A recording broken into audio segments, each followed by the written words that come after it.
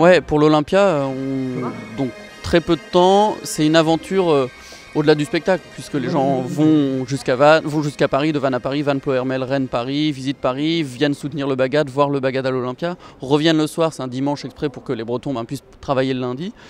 Et nous, autour de ça, on doit gérer absolument la date parfaite, enfin comme à chaque date, mais là, il y a peut-être quelque chose en plus. Enfin, l'Olympia, c'est une grande salle. Bon, l'idée de le faire à l'Olympia, c'est aussi de faire parler du spectacle et de le rejouer, pourquoi pas. Enfin, l'idée, c'est quand même que ce spectacle vive. Et puis, le Bagad a toujours d'autres projets en parallèle. Hein. Vous savez qu'une semaine après Brest, après l'Olympia, il y a le concours de Brest, donc le championnat national des Bagadous. Donc, il faut qu'on arrive à faire les deux. Et puis ensuite, on a les perspectives de New York 2018, enfin qui viennent dans longtemps, mais il faut quand même se mettre au travail.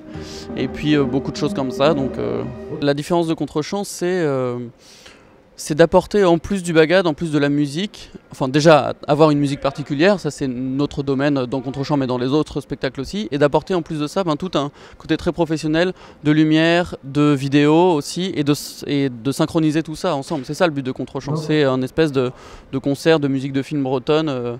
Avec un Bagad, et c'est quelque chose comme ça. Donc c'est assez novateur, en tout cas c'est quelque chose qui n'a pas été fait, et c'est ça qui nous plaît.